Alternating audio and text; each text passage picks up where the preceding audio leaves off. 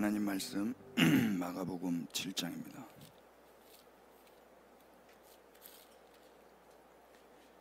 마가복음 7장 신약성경 65페이지 정도에 있습니다. 우리 24절부터 30절까지 건강하신 분들 다 같이 자리에서 일어나셔서 하는 말씀 읽겠습니다.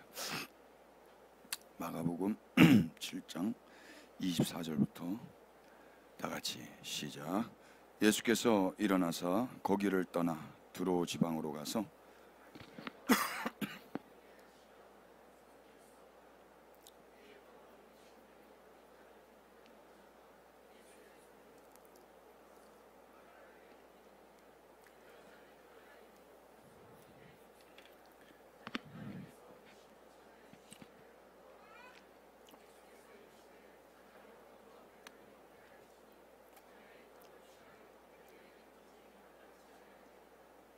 여자가 대답하여 이르되 주여 올소이다마는 상 아래 개들도 아이들이 먹던 부스러기를 먹나이다.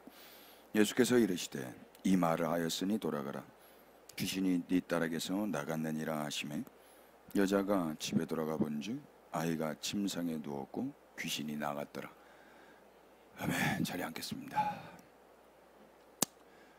우리는 지난 시간에 예수님의 혁명적인 말을 들었습니다. 사람에게서 들어가는 것이 사람을 더럽게 하는 게 아니라 사람에게서 나오는 그것이 사람을 더럽게 한다는 이야기였죠. 음식은 죄가 없습니다. 음식은 문제가 없고 음식은 더럽지 않습니다. 더러운 건 사람입니다. 문제는 사람에게 있습니다. 죄는 사람에게 있습니다. 사람들만 아멘 하십시다. 유대인들은 이걸 몰랐던 거예요. 기억하지 못했던 것 같아요.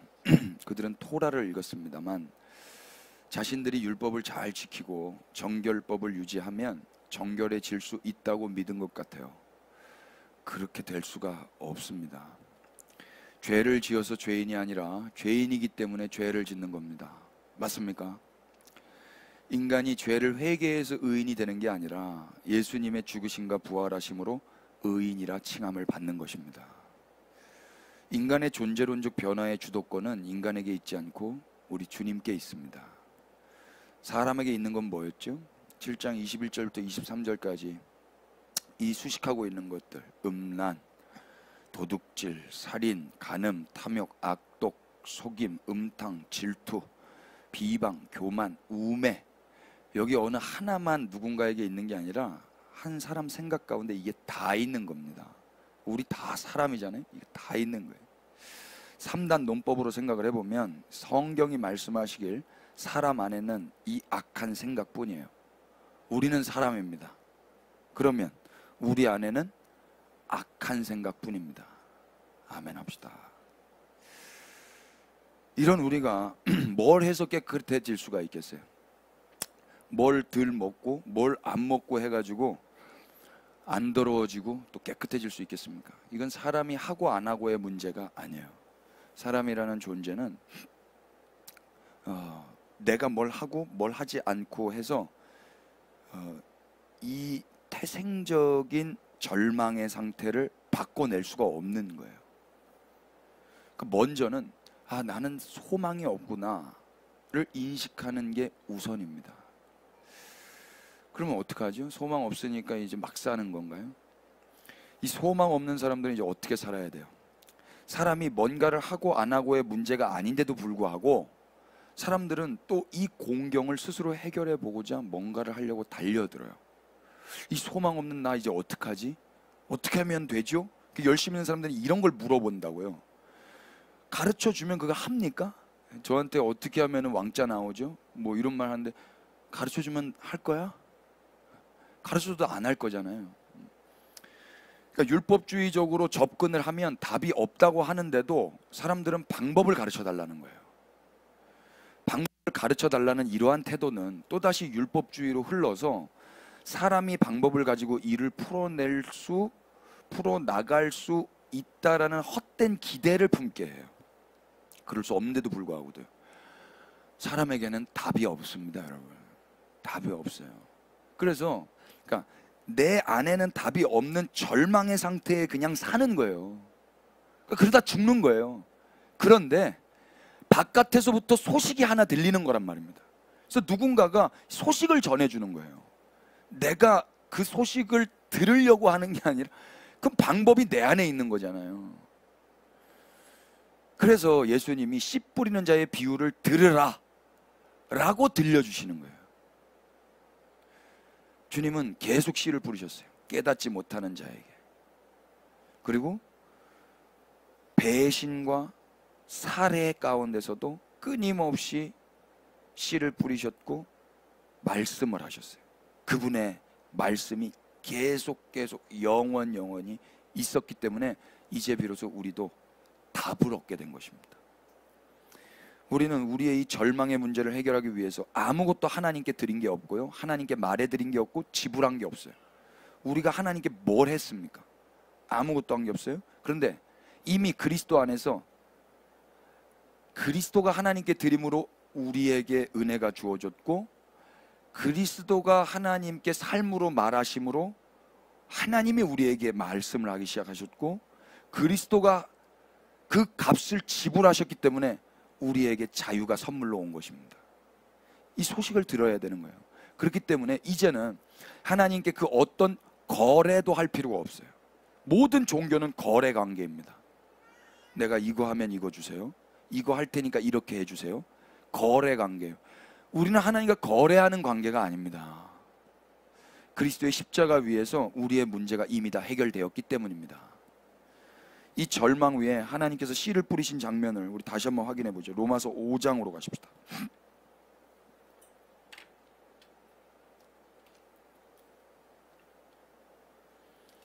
18절부터 21절입니다.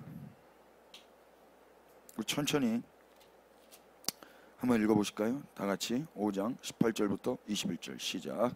그런즉 한 범죄로 많은 사람이 정죄에 이른 것 같이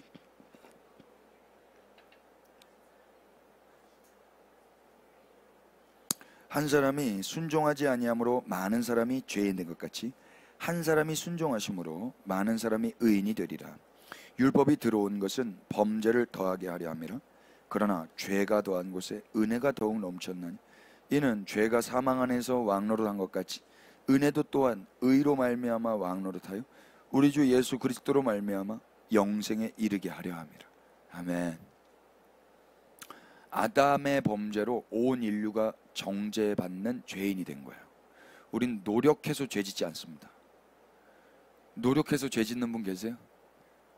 쟤 미워하고 싶다, 미워해봐야지 해서 미워해지는 게 아니에요. 그냥 돼요.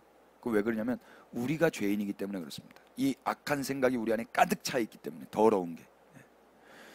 똑같이 우리가 노력하지 않고 죄를 짓듯이 노력하지 않고 의인이 되는 겁니다. 왜 그렇죠? 성경이 뭐라고 말해요? 한 의로운 행위, 곧 예수 그리스도의 십자가의 죽음이 많은 사람을 의롭게 하셔서 생명에 이르게 하셨대요. 우리의 죄인됨은요, 우리의 노력의 결과가 아니라 한 사람 아담의 순종하지 않음의 결과였죠. 동일하게 우리의 의인됨 역시 우리의 노력의 결과가 아니라 한 사람 예수 그리스도의 순종의 결과인 것입니다. 그걸 지금 대조적으로 이야기를 하고 있어요. 그러니까 우리가 저는 죄인입니다 라고 뻔뻔하게 이야기를 하잖아요. 똑같이 저는 의인입니다도 똑같이 이야기를 해야 됩니다. 내 컨디션과 상관없이. 내 컨디션이 좋을 때는 내가 무슨 죄인이야 이렇게 생각하시는 분 계실지 모르겠어요. 근데 그리스도인이라면 내 컨디션과 상관없이 나는 아담의 혈통으로 정죄받은 죄인이라고 고백하잖아요. 그건 그렇게 잘 말하면서 왜 두 번째 아담이신 예수 그리스도로 말미암아 우리가 의인이라고는 떳떳하게 말을 못하냔 말이에요. 똑같이 적용이 돼야죠. 은혜는 뭐였습니까? 20절에 보니까요, 율법이 들어온 건 범죄를 더하게 하려 함이라. 그러나 죄가 더한 곳에 은혜가 더욱 넘쳤대요. 은혜는 생명의 씨가 뿌려진 역사적 사실입니다. 죄밖에 없는 땅 가운데 은혜라는 생명의 씨앗이 뿌려진 거예요. 그래서 죄가 넘치게 있는 그 가득한 곳에 생명의 씨가 더욱 많이 뿌려져서 그 씨는 이 죄의 땅을 바꾸고도 남을 만큼의 큰 영향력을 발휘하셨어요. 그래서 과거의 그 땅이 어떤 땅이었는지도 모르게끔 바뀌어내셨다고요. 저는 예전에요, 기도를, 그러니까 내 속 안에 있는 죄를 끄집어내려고 입으로도 토설하고 생각으로도 다 뽑아내려고 막 이 제스처도 있잖아요. 막 이런 것도 막 했었어요. 이런 거 안 해보셨어요, 여러분? 막 털기도 하고 고개 맨날 털고 다녔어요. 안 그랬어요? 청년 때 맨날 이러고 다녔다니까요. 어떻게든 죄가 나가게끔 하려고. 난 죄가 있는 게 너무 싫었거든요. 그 혈기, 지금도 혈기가 왕성하지만 이렇게 자매님들이 이렇게 헐벗고 이렇게 오시면은 이게 보면 안 되거든요. 보면 그냥 막 생각이 막 잘못돼요. 근데 봐버렸어요. 털어버려야 되는 거예요. 저는 땅이나 하늘만 쳐다보고 다녔다니까요. 눈 감고도 다녔어요. 주님, 넘어져서 죽으면 순교입니다. 눈 감고 가다가 차 쳐서 죽이면 순교입니다. 내가 세상에 눈을 어디다 둬야 될지 모르겠는 거예요. 제가 일했던 데는 또 명동이었잖아요. 이화여자대학교 앞에서 제가 또 일했었잖아요. 이태원 뭐 이런 데서 일했단 말입니다. 얼마나 헐벗고 다니실지 몰라요. 눈을 둘 데가 없어요. 감당이 안 돼요, 감당이. 뭐 하나 보면 그게 생각이 잔상이 계속 남아가지고 어떻게 해요, 여러분? 저는 계속 뽑아지냐고요. 그래서 어느 날 물을 먹다가 이 컵 안에 담긴 내가 나 같은 거예요. 컵 안에 담긴 물이. 근데 이 물이 스스로 그걸 빼낸다고 빼낼 수 있냔 말이에요. 난 컵 안에 담겨 있는데 내 속 안에 그 생각이 가득 차잖아요. 더러운 생각이. 근데 저는 이걸 빼낼 수 있다라고 생각을 한 거예요. 얘 못 움직여요. 저는 엄청 흔들었거든요. 막 나를 때려가면서. 근데요, 제가 물을 먹다가 보니까 이건 누군가 이 컵을 들어서 쏟아주거나 아니면 누군가가 다른 깨끗한 생수를 계속 부어 버려야 돼요. 그러니까 얘 스스로는 할 수 없다고요. 이 더러운 물은 스스로 깨끗해질 수가 없어요. 누군가가 이 컵을 들 수 있는 힘이 있는 사람, 그 사람이 이 물을 버려도 누구도 뭐라 할 수 없는 사람. 왜 날 버려요? 왜 날 떨어뜨려 버려요? 이런 말 못하게 그렇게 강력한 누군가가 물을 계속 버려야 되는 거예요. 이 내 흙탕물 더러운 생각 가운데 계속 부어버리면 어떻게 되냐면 내 안에 깨끗한 물이 담기는 거예요. 전 이걸 몰랐어요. 그러니까 어떻게든 이걸 내가 끄집으려고 후후 불면서 뽑아내려고 했다고. 예수보혈 예수보혈 이러면서. 아니에요, 여러분. 누군가가 생수를 잡고요 들고 흙탕물 위에 부어 버려야 돼요. 뿌려 버려야 된다고. 하나님께서 예수님을 그렇게 흘려 버리시고요 부어 버리시고요 뿌려 버리신 겁니다. 그 결과 아무 공로 없이 이 컵 안의 흙탕물은, 더러운 생각은 깨끗한 생수로 가득 채워진 것입니다. 그래서 과거 율법을 통해 죄가 왕노릇한 것처럼 이제는 그 생명의 씨, 그 생수가, 그 은혜가 내 안에서 왕이 된 거예요. 나를 통치하는 거예요. 21절 다시 한번 보세요. 이는 죄가 사망 안에서 왕노릇한 것 같이. 이 죄도 나의 어떠함에 가득 찬 게 아니잖아요. 아담의 어떠함 때문에 가득 차서 시작을 했단 말입니다. 똑같이 의도 나의 어떠함 때문이 아니라 그분이 그 의를 여기다가 쏟아 버리셨다고요. 하나님의 의를. 그래서 의로 말미암아 왕노릇하여, 다 같이 읽어볼까요? 우리 시작. 우리 주 예수 그리스도로 말미암아 영생에 이르게 하려 합니다. 아멘.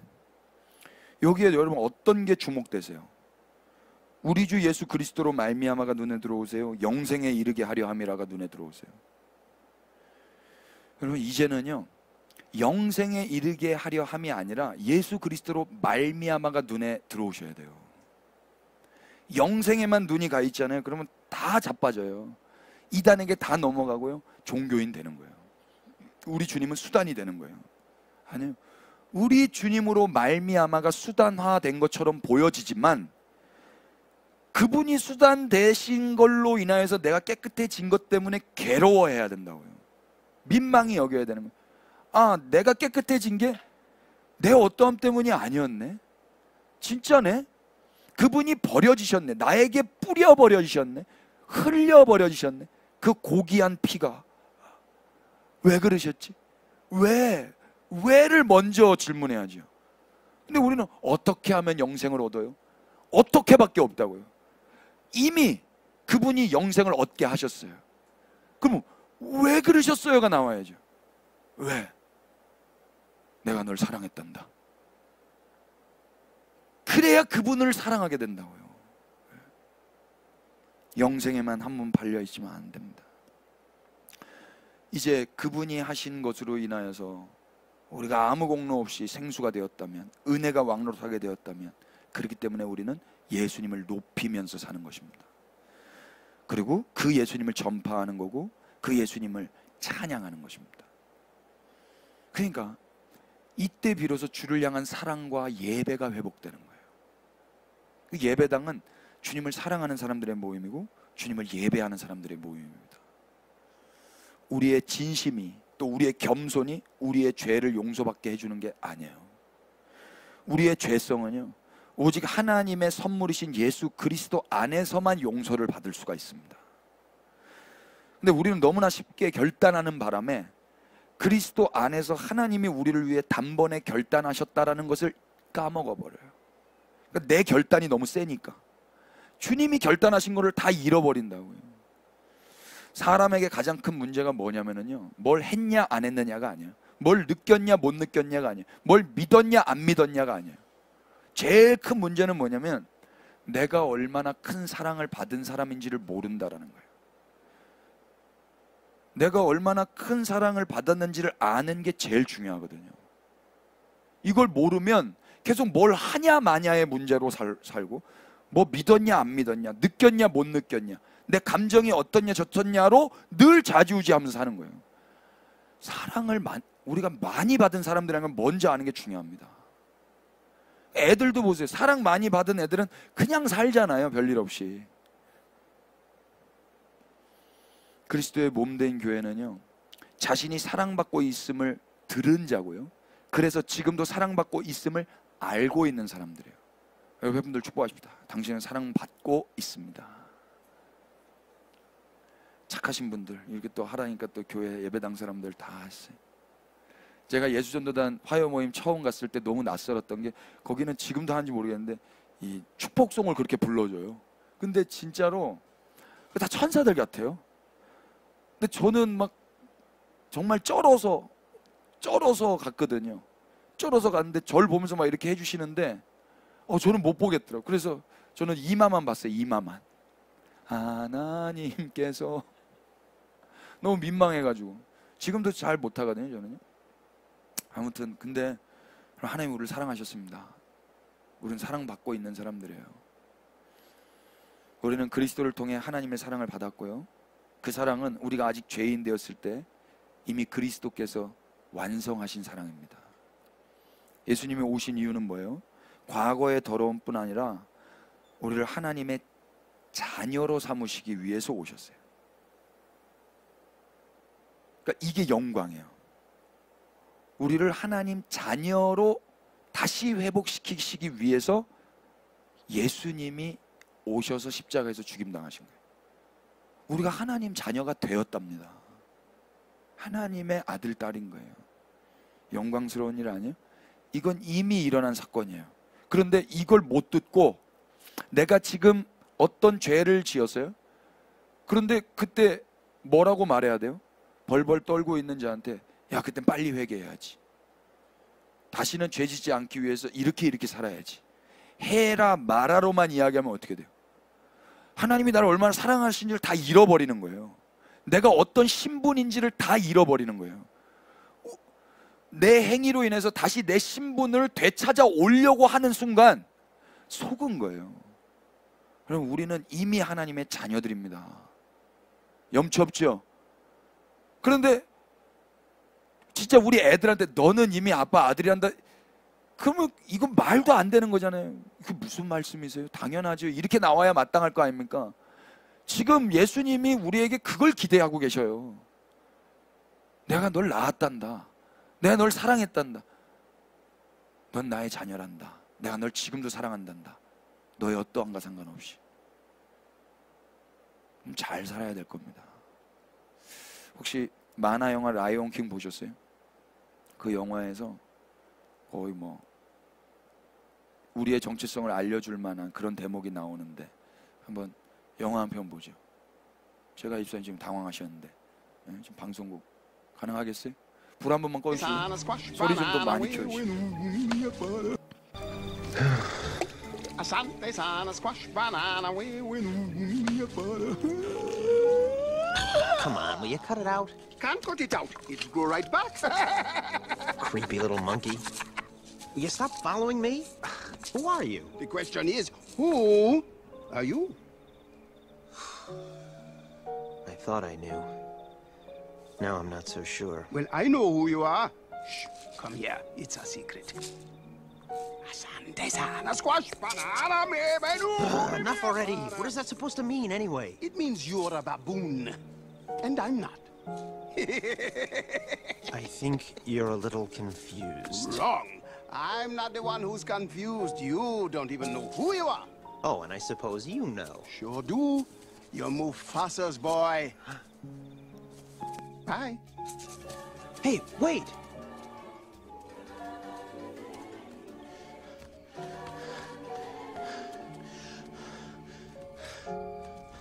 You knew my father? Correction. I know your father. I hate to tell you this, but he died a long time ago. Nope. Wrong again. He's alive. And I'll show him to you. You follow old Rafiki. He knows the way. Come on.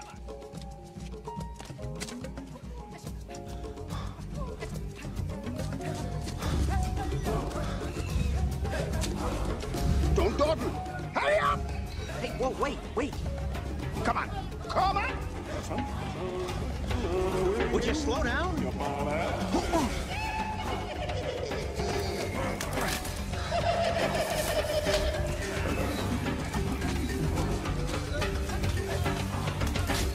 Stop.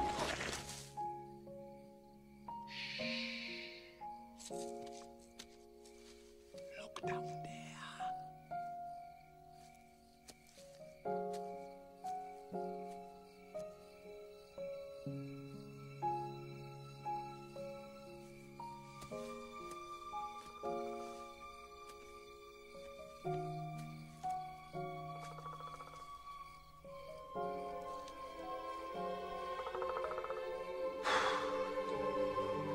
That's not my father. It's just my reflection. No. Look hard.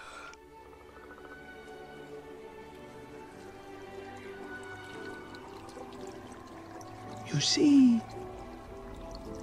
he lives in you.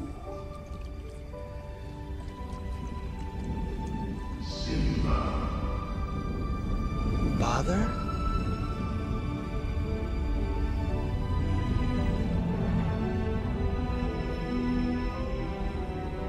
Simba, you have forgotten me. No. How could I? You have forgotten who you are, and so forgotten me. Look inside yourself, Simba. You are more than what you have become. You must take your place in the circle of life. How can I go back? I'm not who I used to be. Remember who you are. You are my son, and the one true king. Remember who you are. No! Please! Don't leave me! Remember, Father! remember, Don't leave me. Remember. Remember who you are. 불 누가 켰어요? 불 잘못됐어요 지금. Remember. 불 너무 밝아졌어요.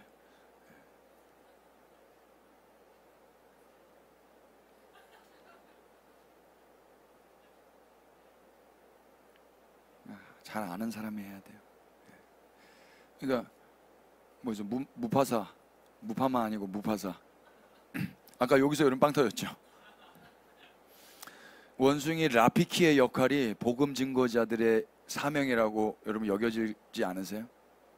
야, 너 왕이야. 너 왕의 심장이 있어. 넌 사자야. 근데 우리는 우리의 어떠함 때문에 우리의 정체를 잃어버린다고요. 그럼 사자가 아무리 양들이랑 같이 산다고 해서 양 돼요?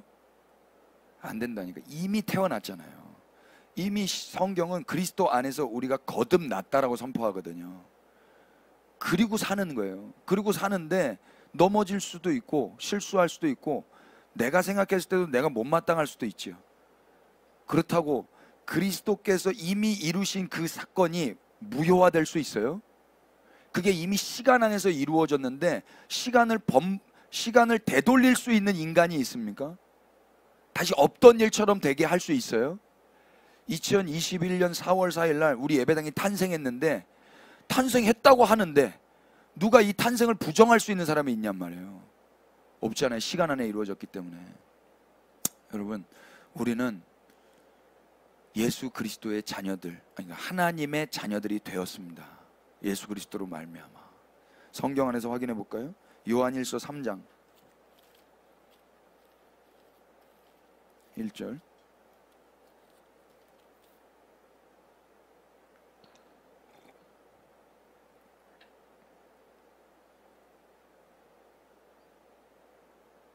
다 같이 읽어보십시다. 보라, 시작.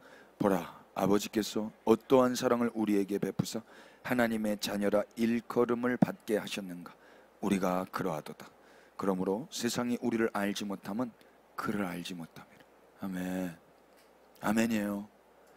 세상이 우리를 알지 못해도 전혀 상관없어요. 오히려 우리를 몰라보는 세상에 우리는 뭘 해야 되냐면 그분을 알려줘야 되는 거예요. 그분을. 우리는 어떤 사랑을 받았대요?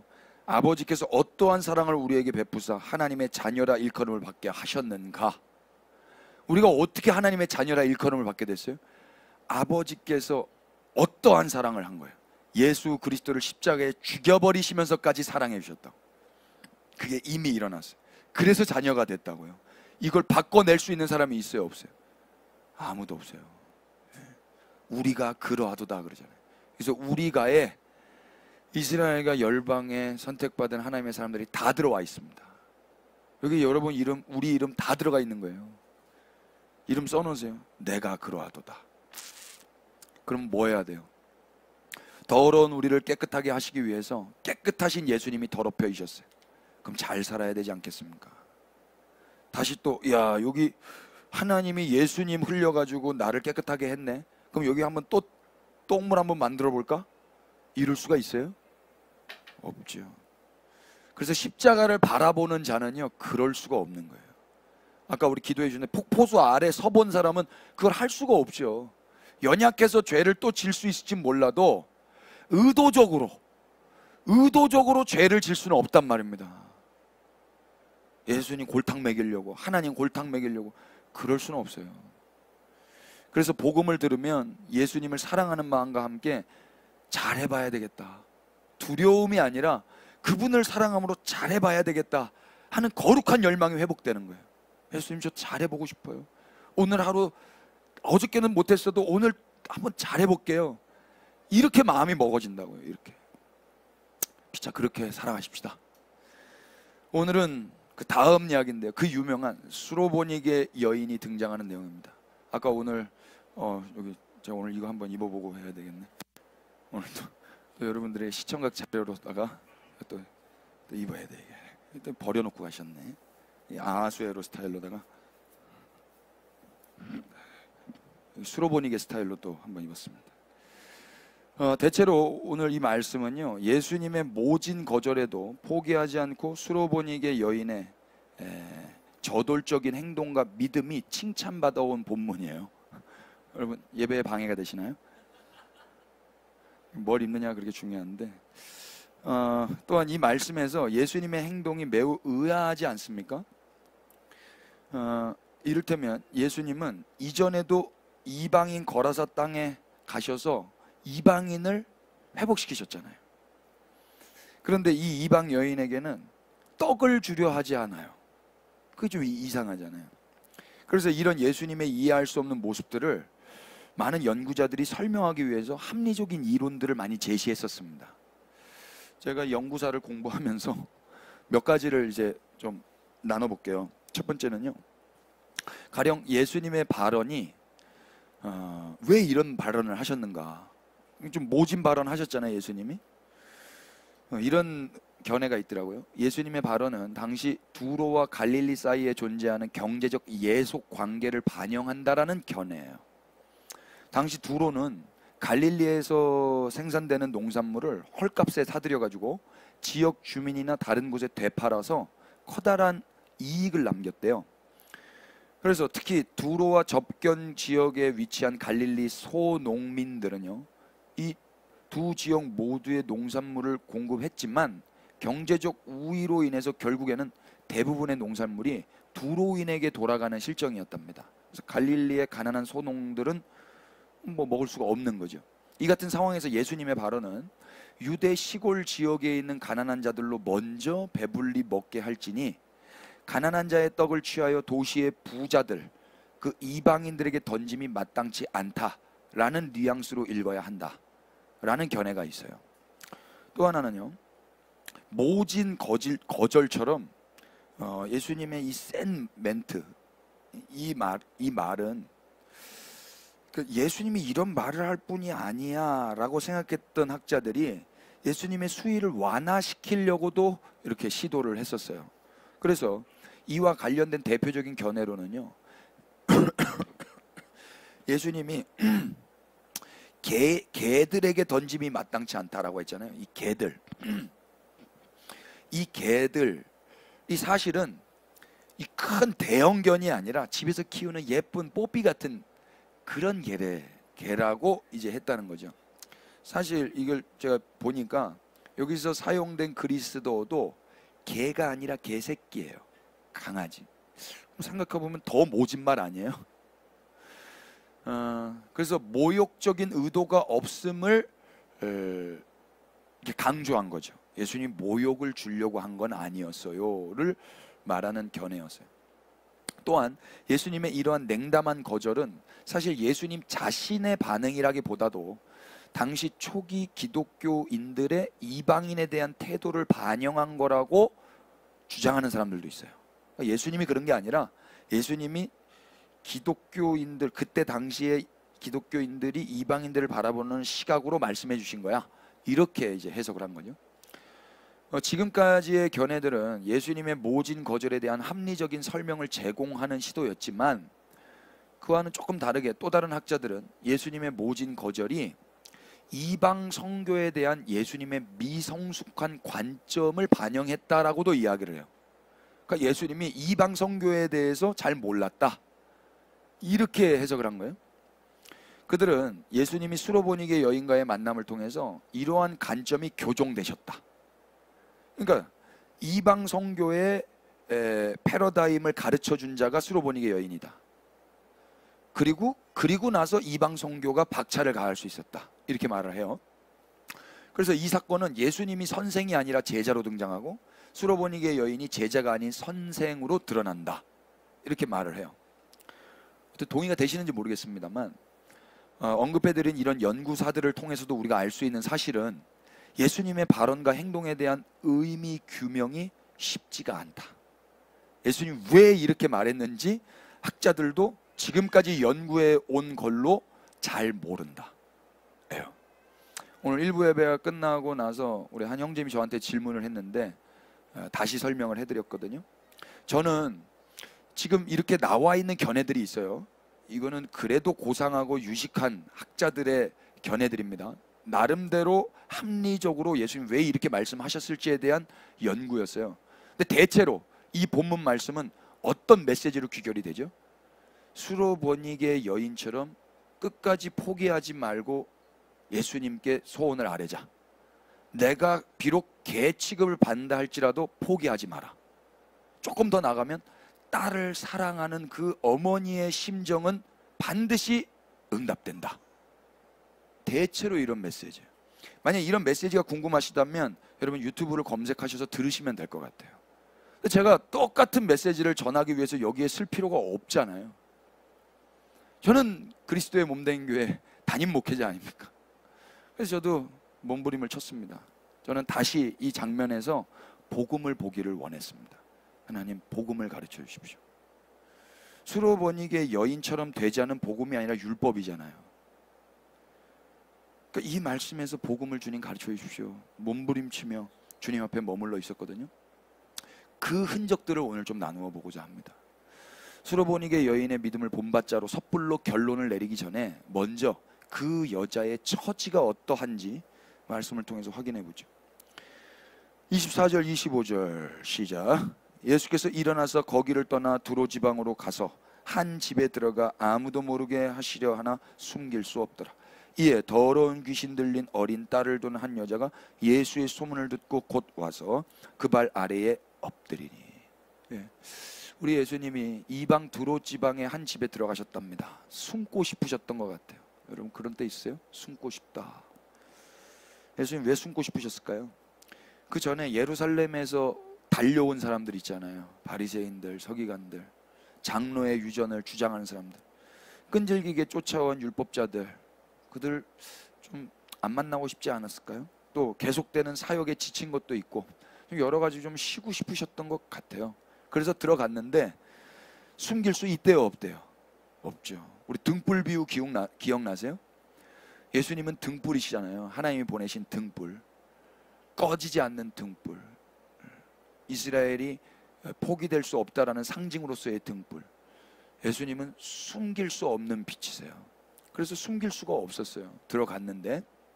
그래서 더러운 귀신 들린 어린 딸을 둔 한 여자가 예수의 소문을 듣고 그 집에 계셔? 하고 곧 그 집으로 와서 그 발 앞에 엎드렸습니다. 예수님 발 앞에. 예수님의 존재를 숨길 수가 없었죠. 그 여자에게도 발각됐으니까. 이 여자는 어떤 여자라고 그래요? 더러운 귀신 들린 어린 딸을 둔 여자입니다. 더러운 귀신 들린 어린 딸을 둔 여자. 국적은 어디예요? 26절 헬라인이고요. 족속은 어디예요? 수로보니게의 족속이에요. 수로보니게는요, 수리아와 페니키아의 합성어예요. 수리아와 페니키아가 인접해 있는데 그 사람들이 이제 아마도 그래서 이 자매님은 혼혈이었던 것 같아요. 수리아와 페니키아 족속으로서. 그런데 헬라인이래요. 이 여자의 뭐예요? 이 여자 주민등록 까봐야 되는데. 제가 이게 어디 주석에도 나오지 않아 가지고 다시 이제 세계사를 공부할 수밖에 없었어요.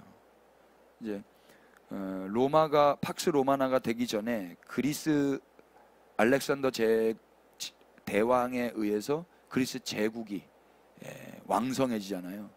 그래서 소위 헬레니즘 문화를 꽃피우지 않습니까?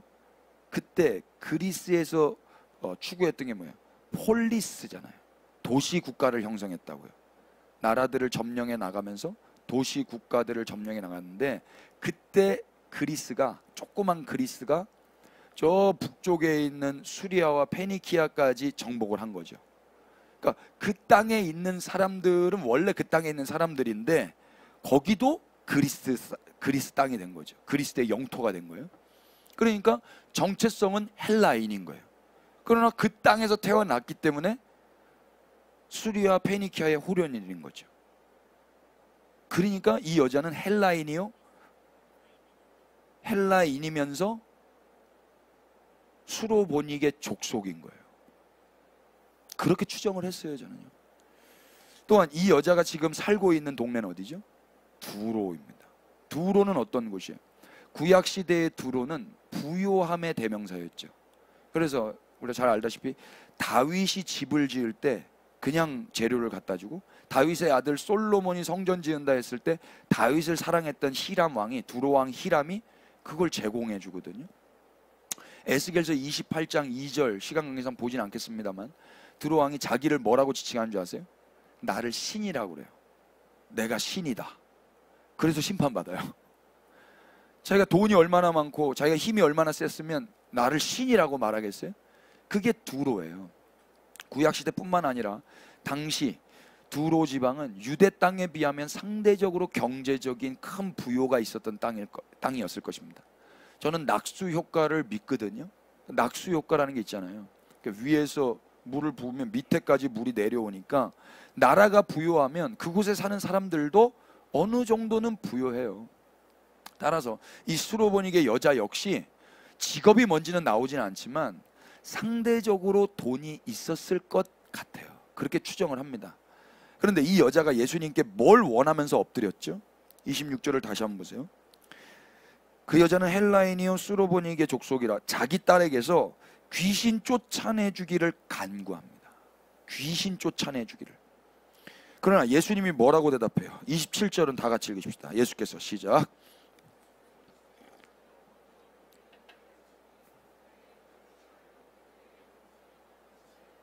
네. 이 말을 왜 했는가? 이게 이제 의문인 거예요, 사람들이. 예수님 뭐라고 했어요? 먼저 자녀로 배불리 먹여야 한다고 하시죠. 그리고 자녀의 떡을 개들에게 던짐이 마땅하지 않다. 매몰차게 이야기를 해버렸어요. 그러니까 이게 무슨 말입니까? 개들에게 던짐이 마땅치 않다라고 말한 걸로 봐서 이 여자도, 이 여자의 딸도 다 뭐가 된 거예요?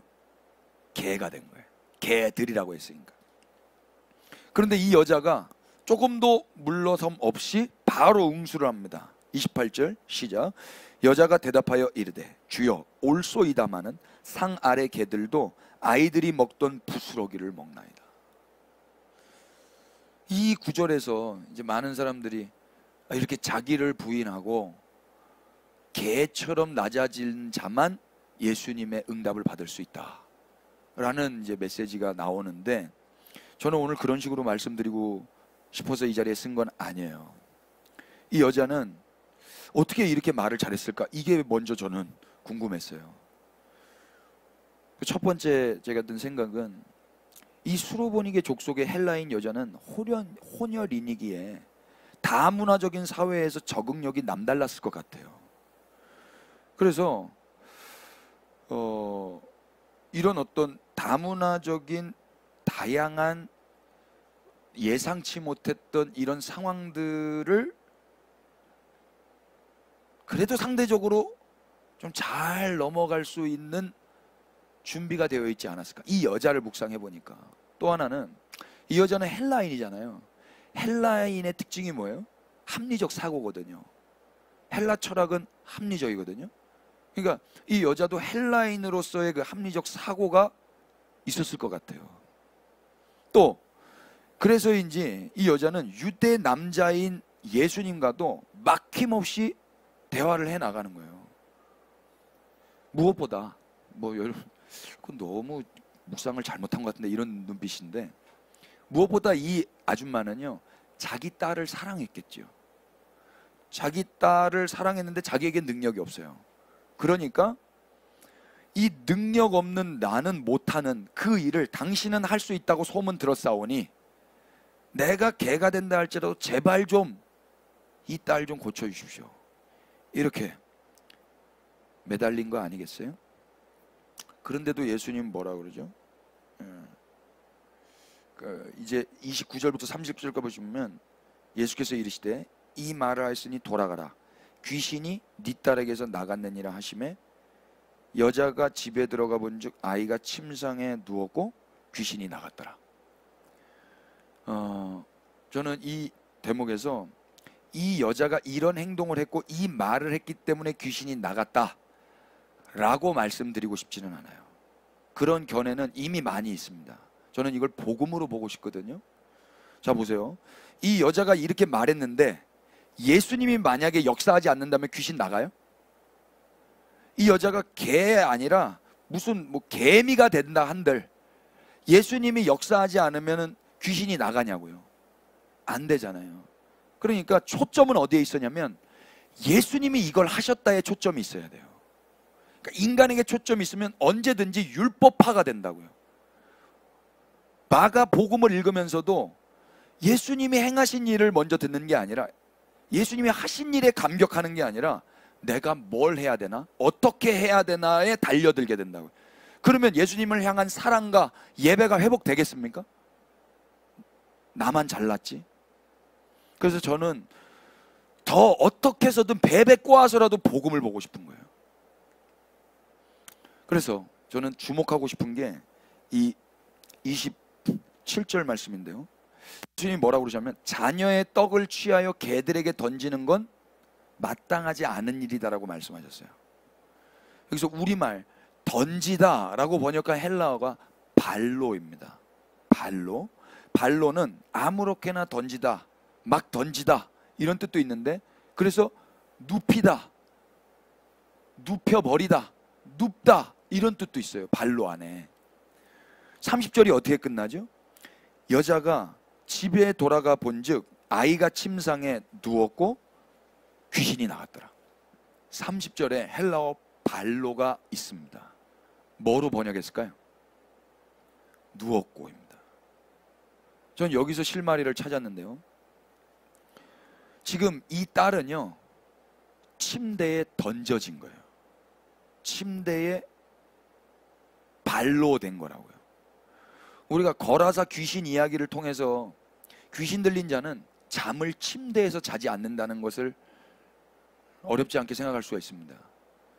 모르긴 몰라도 이 어린 딸 역시 침대 생활을 하지는 않았을 것 같아요. 그런데 지금 이 자매가 침대에 누워 있습니다.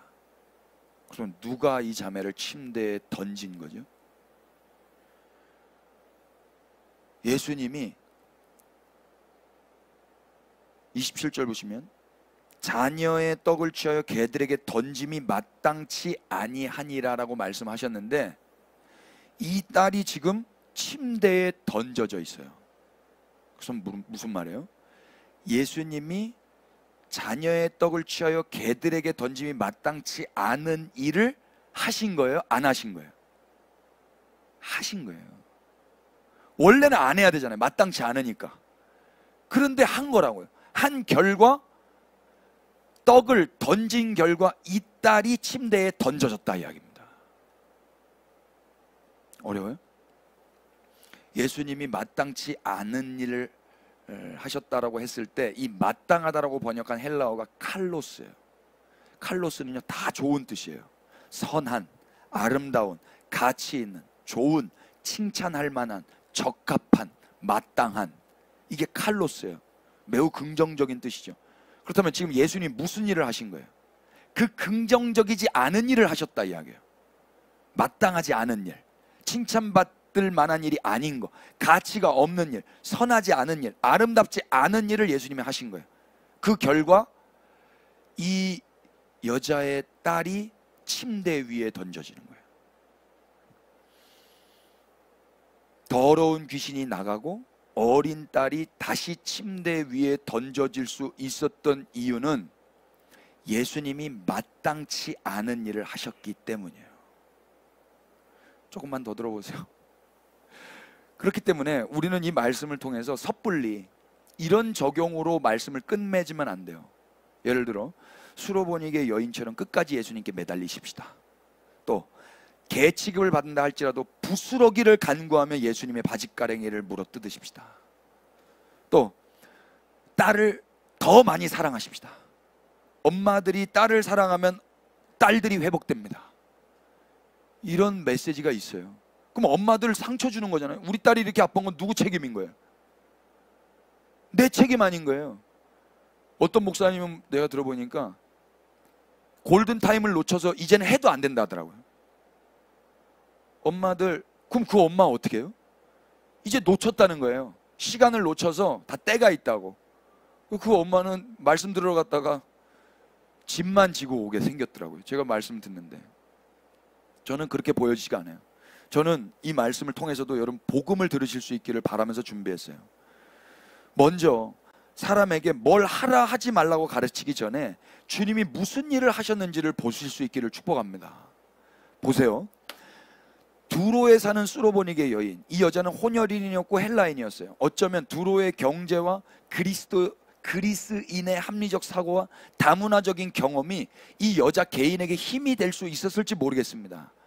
그러나 아무리 그렇게 강한 여자라 할지라도 자기 어린 딸에게 들어간 더러운 귀신은 내어 쫓을 수가 없어요.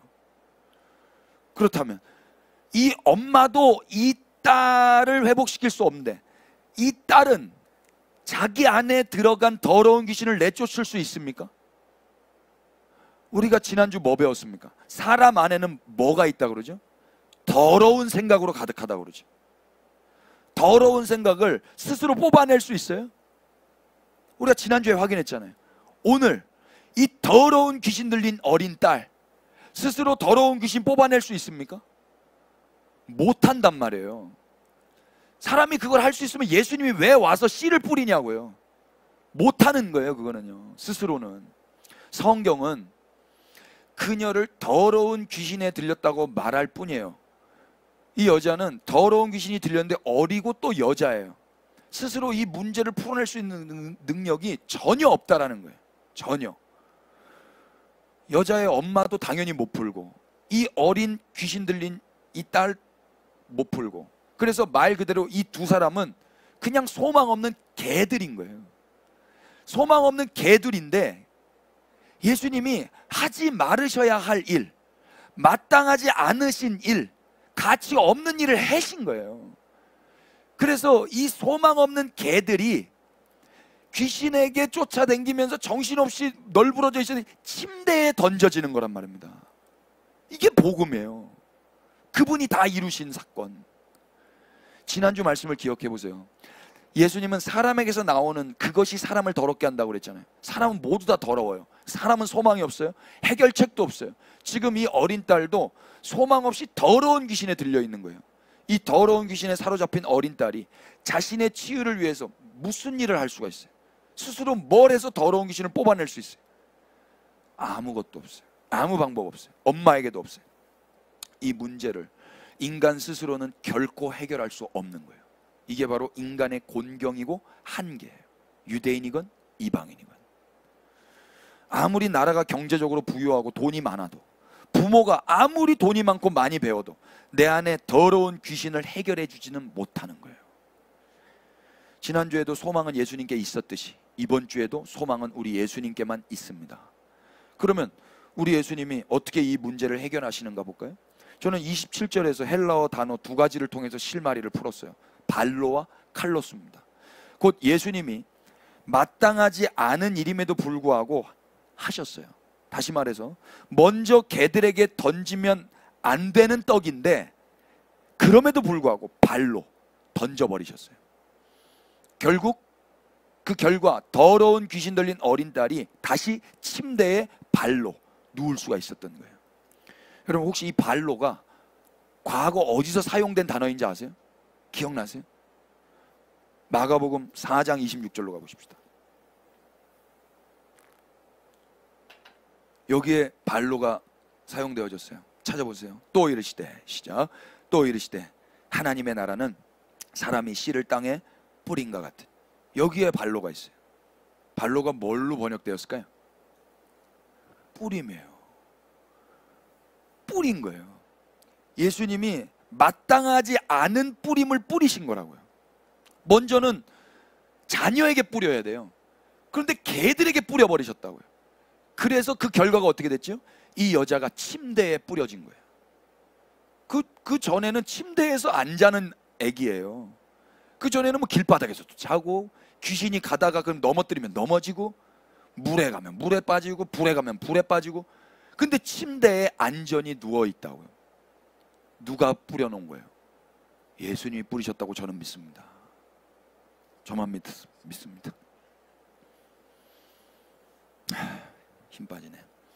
더러운 귀신 들린 이 어린 딸이 자신의 치유를 위해서 한 일이 있어요, 없어요? 아무것도 없어요. 아무것도 몰라요. 그저 씨를 뿌리신 분의 역사의 은혜를 받은 것뿐입니다. 그저 예수님이 마땅하지 않은 일, 곧 선하지도 않고 칭찬받을 만하지도 않고 가치가 있어 좋아 보이지 않는 그 일을 하셨기 때문에 이방의 더러운 귀신 들린 어린 딸은 더러움에서부터 벗어날 수 있었던 것이에요. 그렇다면 이 은혜를 받은 모녀는 이제 앞으로 어떻게 살아야 돼요? 이 모녀는 예수님이 개 같은 자기들 때문에 마땅하지 않은 일을 하셨다고 이제 동네방네 떠들어야 되지 않겠어요? 그분의 마땅하지 않은 던짐이 오늘 더러운 귀신 들린 나를 침대에 던져 놓으셨다라고 이렇게 고백해야 되지 않겠느냐고요. 원래는 이 부스러기는 우리에게 던져져서는 안 될 것임에도 불구하고 예수님이 마땅하지 않은 일을 하심으로 우리가 그 마땅하지 않게 던져진 떡을 먹고 더러운 귀신에게서 자유케 되어 다시 침대 위에 던져질 수 있었노라고 그렇게 주님을 증거해야 되지 않겠느냐고요. 유대인에게도 빚진 자의 마음으로 살아야 되겠죠. 먼저 된 자들에게. 이 사람 나중된 자인데 먼저 받아 먹었잖아요. 이것이 복음으로 인해 구원의 은혜를 받은 이방인들의 고백이어야 하지 않겠습니까? 그런데 만약 복음을 듣지 못하고 율법을 듣는다면 어떻게 될까요?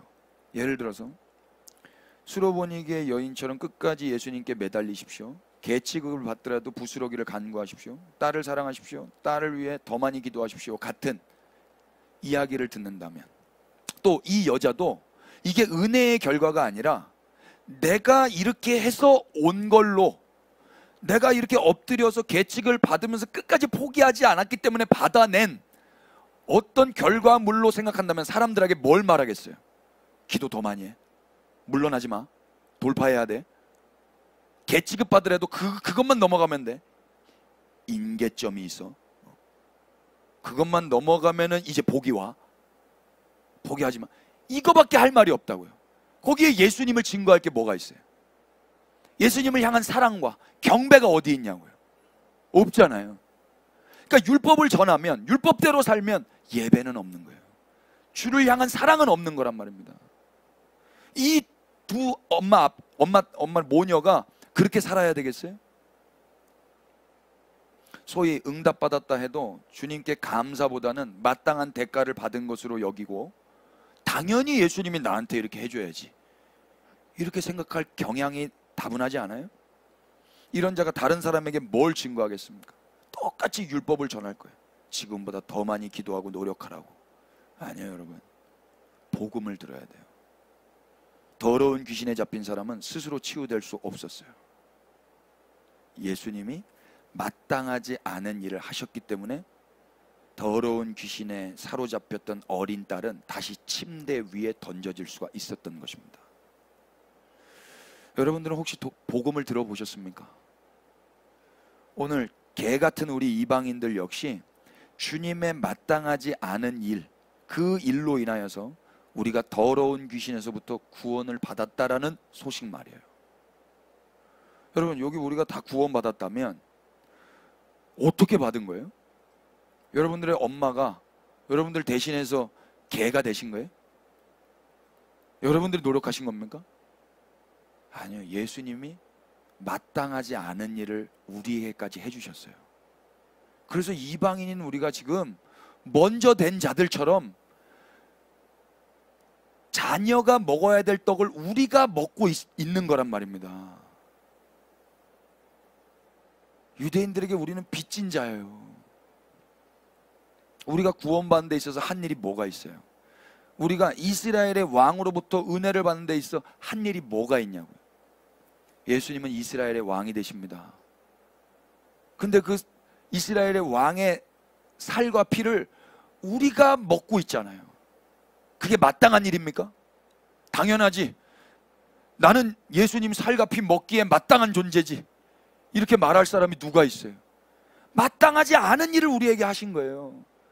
그 결과 우리가 귀신에서부터 자유를 경험하고 있는 거란 말입니다. 원래 예수님은 어떤 분이세요? 우리 예수님은 찬양받기에 마땅한 분이세요. 우리 예수님은 이스라엘의 왕이심과 동시에 온 열방의 왕이십니다. 그런데 그분이 왕같이 안 살으셨다고요. 성경 찾아보십시다. 요한계시록 먼저 4장을 보실래요?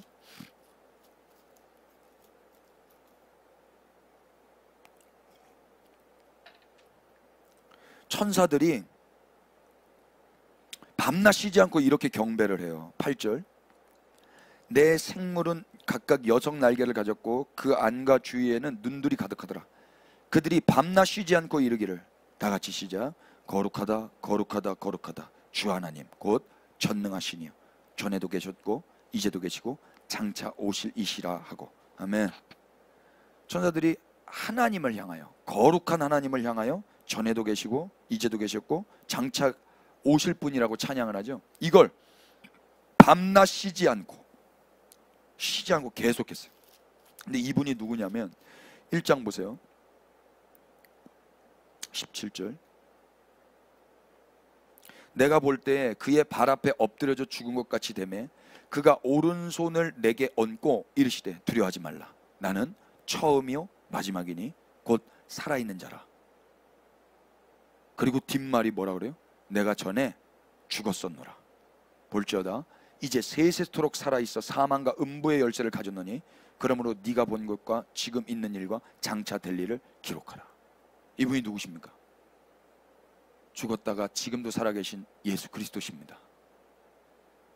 이분이 하나님과 하나세요. 그래서 전에도 계셨고 이제도 계시고 장차 오실 분이세요. 이분은 원래 이렇게 찬양받기에 마땅하신 분이라고요. 그런데 이분이요, 이 마땅한 찬양과 경배를 받으셔야 될 분인데 마땅하지 않은 일을 하세요. 마가복음 15장으로 가보세요. 6절. 명절이 되면 백성들이 요구하는 대로 제수 한 사람을 놓아주는 전례가 있더니 밀란을 꾸미고 그 밀란 중에 살인하고 체포된 자 중에 바라바라 하는 자가 있는지라. 무리가 나아가서 전례대로 하여 주기를 요구한데 빌라도가 대답하여 이르되 너희는 내가 유대인의 왕을 너희에게 놓아주기를 원하느냐 하니 이는 그가 대제사장이 시기로 예수를 넘겨준 줄을 알미러라. 그러나 대제사장이 무리를 충동하여 도리어 바라바를 놓아달라고 하게 하니 빌라도가 또 대답하여 이르되 그러면 너희가 유대인의 왕이라 하는 일을 내가 어떻게 하랴? 그들이 다시 소리 지르되 그를 십자가에 못 박게 하소서. 빌라도가 이르되 어찌미냐 무슨 악한 일을 하였느냐 하니 더욱 소리 지르되 십자가에 못 박게 하소서 하는지라. 밑도 끝도 없어요. 무슨 죄를 졌냐? 무슨 악한 일을 했냐? 그냥 십자가에 못 박혀 죽여버리세요. 밑도 끝도 없어요. 사실 이분은 이런 대접을 받기에 마땅한 분이 아니십니다. 근데 이분이 이 모든 일들을 다 감당하세요. 16절. 군인들이 예수를 끌고 브라이도리온이라 하는 뜰 안으로 들어가서 온 군대를 모으고 예수에게 자색 옷을 입히고 과시간을 엮어 씌우고 경례하여 이르되 유대인의 왕이여 평안할지어다 하고 갈대로 그의 머리를 치며 침을 뱉으며 꿇어절하더라. 희롱을 다한 후에 자색 옷을 벗기고 도로 그 옷을 입히고 십자가의 못 박으로 끌고 나가니라. 이 유대인의 왕이 사실 이런 대접을 받아야 될 분이십니까? 근데 오늘날 이 유대인의 왕이 이 마땅하지 않은 일을 당하셨기 때문에 이 이방인인 우리가 더러운 귀신에서부터 자유케 되어 침대 위에서 먹고 자고 하고 있다고요. 또 보세요. 마침 알렉산더와 루포의 아버지 구레네 사람 시몬이 시골로부터 와서 지나가는데 그들이 그를 억지로 같이 가게 하여 예수의 십자가를 지우고 예수를 끌고 골고다라 하는 곳에 이르니 몰약을 탄 포도를 주었으나 예수께서 받지 아니하시니라. 십자가에 못 박고 그 옷을 나눌세 누가 어느 것을 가질까 하여 제비를 뽑더라. 때가 제3시가 되어 십자가에 못 박으니라. 그 위에 있는 죄패에 유대인의 왕이라 썼고 강도 둘을 예수와 함께 십자가에 못 박으니 하나는 그의 우편에 하나는 좌편에 있더라.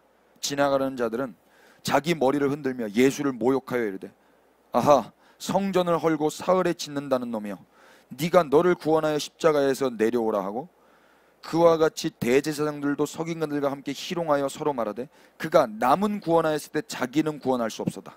32절 시작. 이스라엘의 왕 그리스도가 지금 십자가에서 내려와 우리가 보고 믿게 할지어다 하며 함께 십자가에 못 박힌 자들도 예수를 욕하더라. 지금 이 욕한 사람들 거의 다 유대인이에요.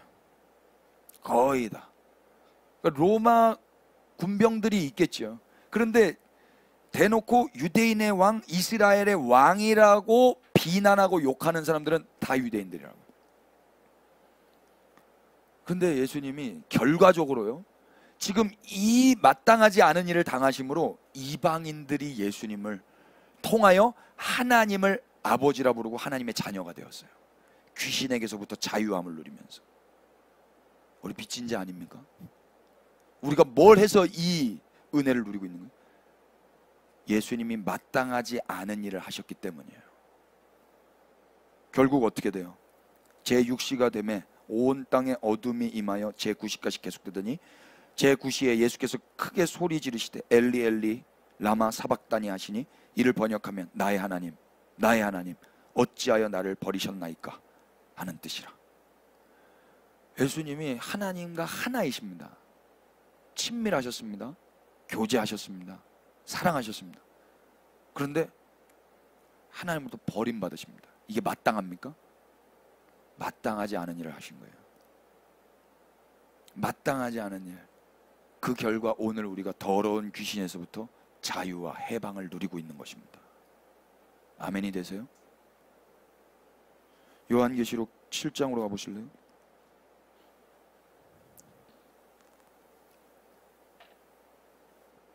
이 예수님의 마땅하지 않은 일로 말미암아 은혜 받은 자들이 하는 고백이 뭔가? 9절 이 이후에 내가 보니 각 나라와 족속과 백성과 방언에서 아무도 능히 셀 수 없는 큰 무리가 나와 흰 옷을 입고 손에 종려가지를 들고 보좌 앞과 어린 양 앞에 서서 큰 소리로 외쳐 이르되 구원하심이 보좌에 앉으신 우리 하나님과 어린 양에게 있도다 하니 11절부터 12절 다 같이 시작. 모든 천사가 보좌와 장로들과 내 생물의 주위에 서 있다가 보좌 앞에 엎드려 얼굴을 대고 하나님께 경배하여 이르되 아멘. 찬송과 영광과 지혜와 감사와 존귀 권능과 힘이 우리 하나님께 세세토록 있을지어다. 아멘 하더라. 아멘. 여기 각 나라 안에 수로보니게 족속 헬라인이 있다고 믿습니다. 있어야 합니다. 족속 안에 수로보니게 족속 있어야 합니다. 맞죠? 만약에 율법으로만 반응하면 이 여자는 이 고백 안 합니다. 열심히 또 누군가에게 가서 용해 보이는 누군가에게 가서 간구하고 있겠죠. 예배하고 있지 않아요. 뭔 말인지 아시겠어요? 그런데 이 고백하는 사람들 보아하니 각 나라 족속 백성 방언 헬라 말을 쓰는 사람도 대한민국 말을 쓰는 사람도 뭐 어느 족속이건 어느 혈통이건 상관없이 왜 이들이 하나님과 어린 양을 찬양하냐고요. 자녀에게 줘야 할 그 떡을 마땅하지 않은 개들에게 던지셨거든요. 예수님이 마땅하지 않은 일을 하셨기 때문에 받은 은혜, 그 은혜 받은 사람들은 그렇게 하신 주님을 찬양하는 거예요. 그래서 예배하는 거예요. 그 결과 로마서 3장 23절은 뭐라 그러죠? 모든 사람이 죄를 범하였으며 하나님의 영광에 이르지 못하더니 그리스도 예수 안에 있는 성령으로 말미암아 하나님의 은혜로 값없이 의롭다 하심을 얻게 된 겁니다. 그래서 그 은혜에 감격하여 찬양을 하는 거예요. 제가 지난주에 읽었던 재밌는 책 중에 하나가 매튜 W 베이치의 예수 왕의 복음이라는 책입니다. 여기서 첫 챕터는 이 사람 내 설교를 다 들었나 할 정도였어요. 여러분들 어떻게 생각할지 모르겠지만 전 기분이 나쁠 정도로. 그리고 두 번째 챕터에서는 저도 또 너무나 재밌고 흥미로운 내용들이었는데 영광이 뭔가, 제가 예전에 영광이 뭔가 이런 거 한번 나눴잖아요. 너무 추상적인 단어라서 영광이 뭔지 우리가 잘 모르겠다. 근데 이분이 뭐라고 말씀하셨냐면 영광을 세속적인 표현으로 쓴다면 뭐라고 말할 수 있겠는가? 이 사람이 세례도 아주 인간적인 표현으로 표현을 많이 쓰셨는데 그때 당시의 사람들은 그 세례가 이게 붓는 거거든요. 그러니까 컵 도너스를 커피에 찍어 먹는 것도 세례로 이렇게 표현을 하는 거예요. 그렇게 이제 세례라는 단어가 쓰여지는 것처럼 영광이라는 단어도 일반적인 사람들이 다 알만한 단어로 바꿔줬는데 그걸 뭐라고 했냐면 명성이라고 했어요. 명예, 명성, 유명해지는 거, 이게 영광인 거예요. 그러니까 그 관점에서 다시 보면 예수님의 십자가, 곧 예수님의 마땅하지 않은 일은 오히려 우리의 뭘 회복하신 거냐면 명성을 회복하신 거예요. 명성. 수로보니게의 여인과 그 딸의 명성, 그들의 명성은 그냥 더러운 귀신 들린 것들이에요. 그냥 개 같은 것들. 저 엄마랑 저 딸은 그냥 더러운 귀신 들린 거예요. 그런데 예수님이 뭘 하신 거예요? 마땅하지 않은 일을 하심으로 인하여 영광, 곧 그들의 명예가, 명성이 회복된 거예요. 그들은 더 이상 귀신 들린 것들이 아니에요. 동일하게 우리 이방인들도 더 이상 하나님 없는 더러운 귀신 들린 자들이 아닙니다. 우리는 명예가 회복되었습니다. 데살로니가 후서 2장 14절 보실래요?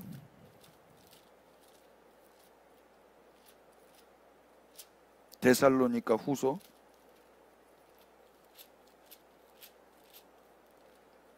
다 같이 읽어보십시다. 14절. 이를 위하여, 시작. 이를 위하여 우리의 복음으로 너희를 부르사 우리 주 예수 그리스도의 영광을, 아멘, 우리 주 예수 그리스도의 뭐를? 영광을 얻게 하시려고 복음으로 너희를 부르신 거예요. 복음의 역할이 뭐냐면 천당 가게 해주는 거, 그 정도가 아니었던 거예요, 여러분. 그거 당연히 필요해요, 여러분. 천당 가세요. 가야 돼요. 꼭 만나요. 그런데 영광을 얻는 거예요. 누구의 영광? 예수 그리스도의 영광. 예수 그리스도의 명성이 우리에게도 온다고요. 예수 그리스도의 명성. 예수 그리스도의 명성이 뭔데요? 이스라엘의 왕, 유대인의 왕, 온 열방의 왕. 그게 우리에게도 온 거예요. 그래서 우리가 왕 노릇하고 있는 거예요. 이게 더 기쁜 소식 아니에요? 이게 더라고 하면은 좀 이게 순서가 몇 개니까, 이것도 기쁜 소식 아니에요? 영광스러운 소식. 이방인인 우리는 복음으로 인하여 그리스도의 영광을 얻은 자들이에요. 아무 공로 없이. 그럼 이제 그런 자들의 증언과 삶을 통해 우리 예수님의 명예와 명성도 회복되어야 되지 않겠습니까? 근데 현실은 어때요? 우리 예수님이 유대인의 왕이라고 그러면 현실이 어때요? 예수님이 이스라엘의 왕이라고 그러면 현실이 어때요? 예수님이 대한민국의 왕이라고 그러면 현실이 어떻습니까? 예수님이 온 열방과 온 땅의 왕이라고 그러면 현실이 어떻습니까? 명성과 명예가 회복되었습니까? 우리는 그분이 마땅하지 않은 일로 인하여 명예와 명성이 회복됐는데 그분은 명예와 명성이 회복되지 않았다고요. 어디서 잘못된 거예요? 예배당 안에 이렇게 은혜 받은 사람이 많은데 왜 그분의 명예는 회복되지 않습니까? 뭐만 하고 있는 거예요? 율법에만 반응하고 있다고요. 율법에만. 복음을 들었어야 수로보니게 여인과 그 딸이 돌아다니면서 복음을 전할 거 아닙니까? 그리고 예수 그리스도의 명예와 명성을 회복시킬 거 아닙니까? 근데 율법적으로 더 많이 기도해, 더 열심히 기도해, 돌파해, 임계점을 넘어야 돼, 이거밖에 할 말이 없으니까. 예수님은 온데간데 없잖아요. 예수님은 만약에 이제 이 여자들이, 수로보니게 여인과 이 딸이 몇 년 있다가 예루살렘에서 죽임당한 예수님의 불명예스러운 소식을 들었어요. 그러면 이 여자들이 뭘 말해야 될까요? 아우, 예수가 그런 존재였어? 야, 말하면 잘못되겠다. 과거에 나를 이렇게 치유해 준 거 이거 말하지 말아야 되겠다. 이렇게 살 수 있어요? 이렇게 살면 안 되지 않아요, 여러분? 비록 이 여자들이 이방 땅에 산다 할지라도 그녀들은 죽으시고 부활하신 예수님의 영광, 곧 예수님의 명예와 명성을 높여드리며 살아야 되지 않겠습니까? 이게 은혜 받은 자만이 할 수 있는 복음 전도이고요, 전도자들의 사명인 거예요. 근데 이거 말하면 내가 핍박받아, 이거 말하면 도매급으로 나도 십자가 끌려갈 수 있어, 이걸 안 하겠다고요? 예수님은 뭐 하셨죠? 마땅하지 않은 일을 하셨잖아요. 마땅하지 않은 일을 하셔서 이방인인 우리에게 명예를 회복시켜 주셨어요.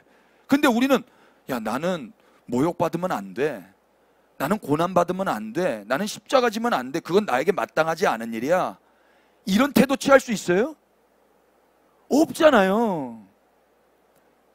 난 마땅해, 나 고난받는 게 마땅하지, 나 욕먹는 게 마땅하지, 예수님 이름 때문에 예수님의 명예가 올라가는데 내가 고난받는 거 마땅하지, 나로 인해서 유대인들이 명예가 회복되는 거, 그런데 내가 고난받는 거 마땅하지, 이렇게 받아들여야 되는 거 아니에요? 교회라면? 그런 빚지는 이방인들이라면? 이 삶이 마땅하지 않은 삶처럼 여겨진다 할지라도, 선해 보이는 게 아무것도 없고 가치도 없고 저주받은 십자가라 할지라도, 은혜 받은 자라면 그걸 영광스럽게 지고 가는 거 아니냔 말입니다. 예수님을 기억하자고요. 구원의 영원한 영광은 그리스도의 참음과 주님의 삶에 동참할 때 비로소 누리게 되는 거예요. 성경 한번 찾아보세요. 디모데 후서 2장. 나는 이제 영광 받았으니까 끝났다, 이거 기독교 아니에요, 여러분. 이 수로보니게 여인과 더러운 귀신 들린 어린 딸, 야, 나는 고침 받았으니까 끝났다, 나는 이제 더러운 일 안 해, 욕먹는 일 하면 안 돼, 나는 그런 일 마땅하지 않아, 이런 태도 취하면 꼴밥 맞아야 돼요. 영광은 언제 같이 공유가 된다고요? 디모데 후서 2장 8절 보십시다. 내가 전한 복음대로 다윗의 씨로 죽은 자 가운데서 다시 살아나신 예수 그리스도를 기억하라. 예수님을 기억하는 거예요. 복음으로 말미암아 내가 죄인과 같이 매이는 데까지 고난을 받았으나, 이 바울의 말이거든요. 바울이 뭘로 말미암아? 복음으로 말미암아 죄인과 같이 매이는 데까지 고난을 받았어요. 이거 사실 바울에게 마땅한 일이에요, 마땅하지 않은 일이에요? 마땅하지 않은 일이죠. 그런데 이 마땅하지 않은 일을 하고 있는 이유가 뭐라고요? 복음으로 말미암아. 이 죄인이 은혜를 그냥 받아버렸어요, 바울이. 그러니까 이 사람도 마땅하지 않은 일을 감당하고 있다고요, 복음 때문에. 이유가 뭐예요? 하나님의 말씀은 매이지 아니하니라. 10절 다 같이 읽읍시다. 그러므로, 시작. 그러므로 내가 택함 받는 자들을 위하여 모든 것을 참음은 그들도 그리스도 예수 안에 있는 구원을 영원한 영광과 함께 받게 하려 함이라. 아멘. 참는 이유가 뭐예요? 감옥 가는 이유가 뭐예요? 마땅하지 않은 고난을 자기가 받는 이유가 뭐예요? 그들도 그리스도 예수 안에 있는 구원을 무엇과 함께? 영원한 영광과 함께 받게 하려 함이라. 바울은 지금 예수님의 삶을 살고 있는 거예요. 마땅하지 않은 삶을 자기가 살고 있어요. 그 결과 구원과 함께 뭘 얻게 해준다고요? 영원한 영광이에요. 여러분, 구원과 영원한 영광이라고 구분해서 말하는 걸 우리가 주목하십시다. 대체로 우리는요, 예수님은 구원으로만 이렇게 생각을 했어요. 아니요, 여러분, 영원한 영광을 얻었습니다. 영원한 영광, 영원한 명예와 영원한 신분과 영원한 명성이 회복됐단 말이에요. 너 이제 더럽지 않아. 너 이제 하나님의 자녀야. 너 이제 더러운 귀신 들린 어린 딸 아니야. 너 하나님이 사랑해. 이 영원한 영광, 이 명성이 회복되게 하기 위해서 누군가는 예수님과 연합되어 고난을 참아야 되지 않겠어요? 묶여야 되지 않겠습니까? 마땅하지 않은 일을 해야 되지 않겠어요? 이게 교회의 사명이라고요. 내가 마땅해지지 않는다고 주님의 명성을 포기할 수는 없어요. 이제는 그렇게 못 살아요. 자기를 부인하고 자기 십자가를 지고 영광스럽게 가는 거예요. 그럼 우리 주변에 누군가도 영원한 영광을 얻게 될 거고요, 무엇보다 우리 예수님이 명성이 회복되실 거예요. 우리가 마땅하지 않은 처사와 대우를 받는다 할지라도 은혜 받은 교회는 기꺼이 그 길을 선택해야 될 줄로 믿습니다. 여러분, 예수님이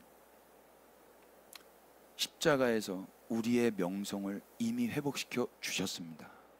끝났어요.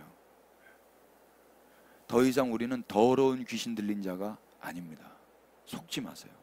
내가 뭘 해서 이 신분, 이 명예를 회복할 수가 없습니다. 사람에게서 나오는 건 다 더러운 거니까요. 과거 소망 없는 귀신의 지배 아래 있던 자, 이제는 아닙니다. 영원한 명성을 얻었습니다. 이로써 우리 주님의 명예와 명성도 함께 높임을 받아야 할 것입니다. 그래서 복음이 전해져야 된다고요. 그래서 우리가 뭘 증거하겠어요? 우리 주님이 높임 받으시는 데에 필요한 이야기들이 뭐겠습니까? 더 열심히 기도해. 여기에 무슨 예수님이 명성이 회복이 되겠어요? 여기에 끝까지 포기하지 말고 기도해. 나를 더 많이 사랑해. 그거 하지 말라고 그래도 그냥 하시면 되잖아요. 그건 부디 복음으로 인해 주님을 향한 사랑과 감사, 예배가 회복되셔서 누구를 만나든지 우리의 명성을 회복시켜 주신 주님만이 왕이시라고, 주님은 죄인이 아니시라고, 주님은 하나님의 아들, 이스라엘과 온 열방의 임금 되신다고 선전하십시다. 이 일로 인해 우리가 십자가의 고난을 받는 한이 있더라도 주님의 명성을 회복시켜 드리는 자로 살아가실 수 있기를 예수 그리스도의 이름으로 축복합니다. 기도합시다. 예수님, 스스로 더러운 귀신에서 나올 수 없는 우리에게 마땅하지 않은 일을 하신 주님을 찬양합니다. 주님의 마땅하지 않으신 일이 오늘 우리의 명성을 회복시키셨습니다. 이제 우리를 통하여 주님의 명성도 높임받기를 원합니다. 마땅하다고 여겼던 것에서 이제는 주님을 기억하게 하옵소서. 나는 잘 돼야 되고, 나는 욕먹으면 안 되고, 나는 가난해져도 안 되고, 그게 다 마땅하다고 여겼었는데 예수님을 기억하게 하옵소서. 우리의 삶에 선한 것이 없어도, 아름다운 것이 없어도, 마땅하지 않아도 오히려 그것을 통해 누군가의 명성이 회복되게 하시며 주님의 이름만 높임을 받으실 수 있다면 영광으로 알고 감당하게 하여 주시옵소서. 바라옵기는 교회 안에 그래서 더욱 복음이 선포되게 하시고 복음을 들은 자들이 주님의 명예와 명성의 회복을 위해 살아가게 하옵소서. 예, 주님, 우리가 뭔가를 하기 이전에 먼저 주님께서 무슨 일을 하셨는지를 듣고 볼 수 있도록 우리의 안목을 열어주셔서 더러운 귀신에게 붙들려 편히 쉬지도 못한 인생을 다시 편안한 침대에 누이신 우리의 왕 주님만 높임 받으시옵소서. 영원한 영광을 주신 예수 그리스도의 이름 받들어 기도 올렸습니다.